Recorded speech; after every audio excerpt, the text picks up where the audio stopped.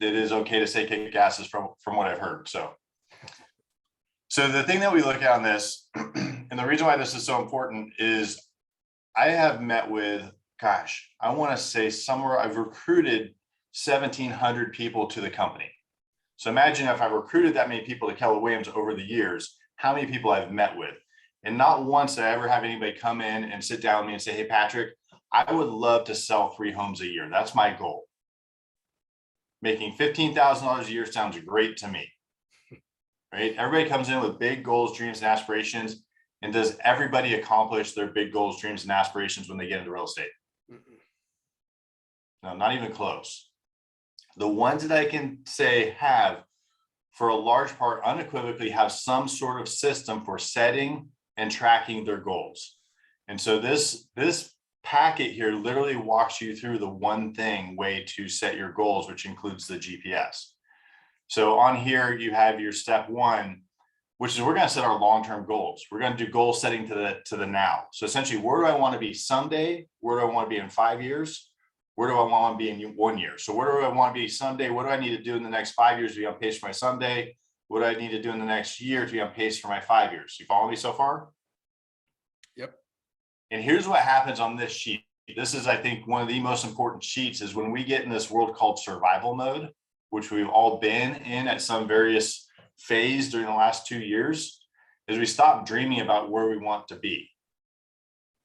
And so when I have people do the long-term goals worksheet as a homework assignment, they can typically nail their 1 year, maybe a little bit of their 5 year, but the someday goals really freak them out.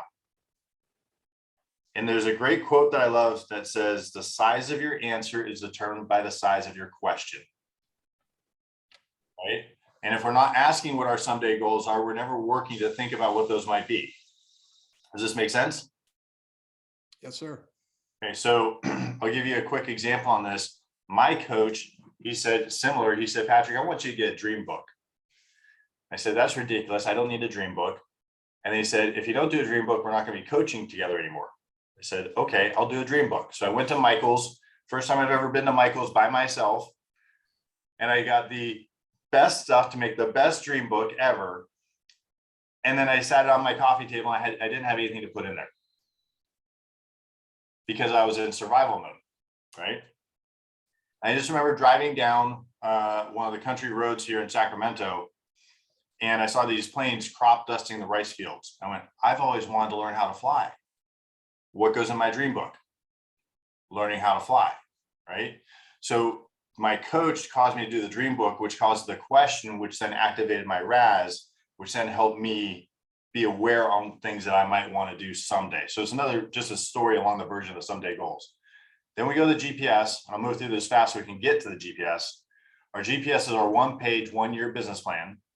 Then we break it down into our weekly 411. Our 411 goes to our calendar, right? So does our GPS and our 411, are those reflected on our calendar? So I'm gonna hop down to the GPS.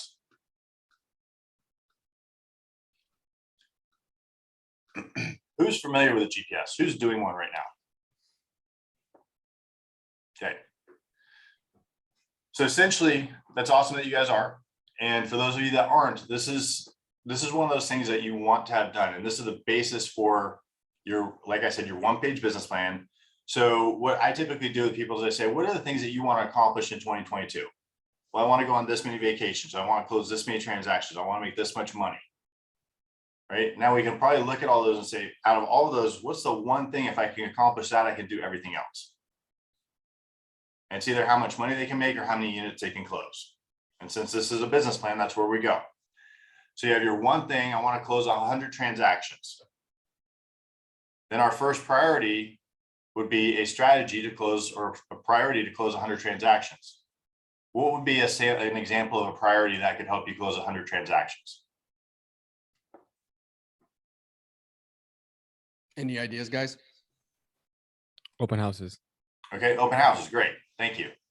So we have open houses. So what I do on my GPS, let's just, for easy numbers, say I want to do 100 transactions in a year. How many open houses do you think I map out on there that priority number 1 is going to accomplish? At least 40. Okay. So some people would go through and say a third, right? At least 40. The way that I've always done it is I say, I want to create a plan right there to do 100 closings from open houses. Then let's say priority number 2 is my database.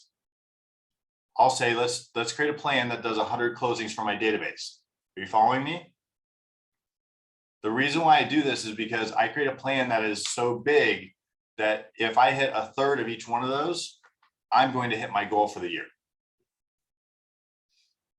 So we have these standards as team leaders, and I think you remember when this came out, Steve, was when they came out with doing 2 appointments per day, 10 per week, 40 per month.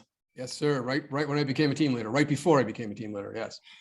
Well, it came out while I was a team leader, and I did not like it. Of course. It seemed like a lot of work and all this kind of stuff. And finally, I got to a point where I was doing it. I went and met with your region. I think that's how we met originally.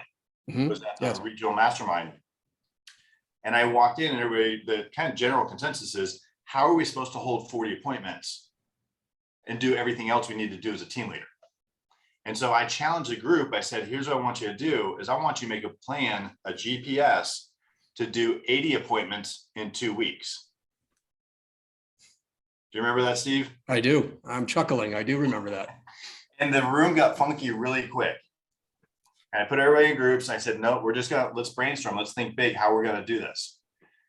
Lo and behold, by the time we were done, we came out with some really great ideas, and everybody felt like they actually had a plan to do 80 appointments in 2 weeks.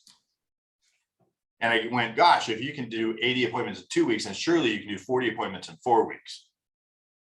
And so that's the purpose of building a really big plan, because it'll give you peace of mind that you can actually accomplish it. And if you fall short, I love what Gary Keller says, goals are designed to stretch you, not to be achieved.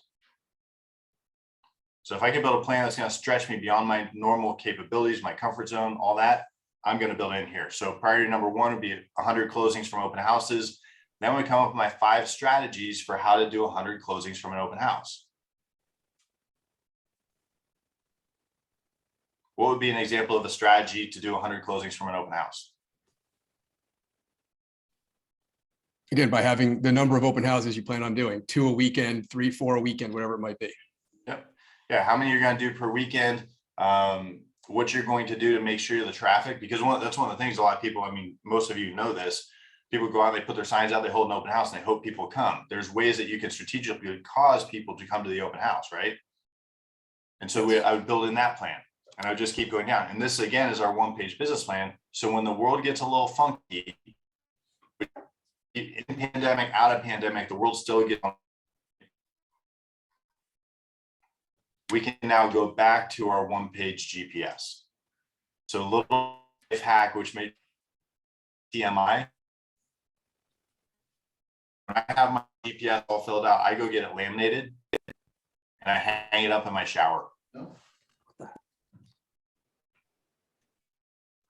you lose me? I can hear you. Can you, Okay. Can everybody hear him? Okay. Did I you lost hear you for a minute. Okay.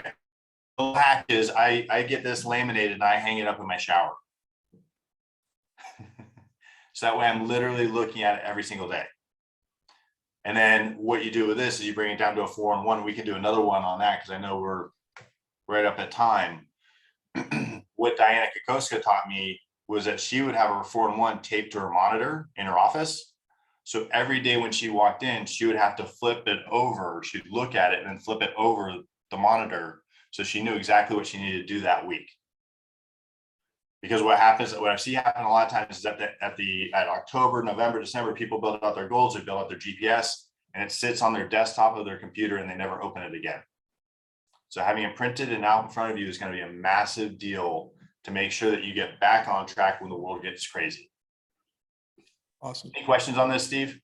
No, this is great, Patrick. Again, there's a lot that has to come from this quick introduction for some people to the GPS. So we're going to plan a session just around this, and maybe we can convince Patrick to come back and join us. But it's really great to walk through this, guys. And it can seem overwhelming, but just one step at a time, one bite at a time, you can figure this out. And again, stretch goals is the way to go, guys. And we'll talk more about this. But thanks for doing this real quick, Patrick. Yeah. Can I share one thing? Sure. Okay. Sorry, I'm that guy. No, it's fine. So I teach a lot of classes, and what I tell people is there's a massive amount of energy and power in taking pen to paper. Right? And I'll share this story with you. I have a ton of them. How many of you have taken bold? Okay. A bunch. Remember that letter you write yourself Oh, yeah. a year later? So we had the very first bold in our office back when they first launched it. And we wrote the letter, and I was running an office. It was about 120 person market center. And we had to write this letter, and I wrote the letter out. And a year later, I got the letter back. And in that year, I had switched from the one office to Roseville, which ended up becoming the #1 office in all of Keller Williams. And I got the letter while I was in Roseville, and I was like, man, I don't want to open that. What did I say when I was all in the moment? You know, I'm going to embarrass myself when I open this letter because I was all hopped up on bold. So it sat on my dining room table for about a month before I opened it. I finally opened it. On that letter said, I am currently running the #1 market center in all of Keller Williams. It didn't say I've moved to Roseville. It didn't say I took Natomas #1. It just said I'm currently running the #1 market center. I was floored. And here's what I tell people is if you have the opportunity to take pen to paper to do your GPS, to do your 411, when you're sitting in a class and they give you the exercise where everybody's supposed to be working on it, take that time. There's power in taking pen to paper. Makes a huge difference, and you watch crazy, crazy cool stuff happen because of it. There you go. Totally. That's all. Here you go, guys. Pen, paper, to get started. So look for that session coming up. Yes, absolutely. Thank you. All right. Thanks, Patrick. I'll see you tonight. Appreciate it. And this guy, he's in Sacramento, so it's 6 a.m. for him. So thanks so much, Patrick. All All right, guys. My pleasure. Make it a great day. See you all tomorrow.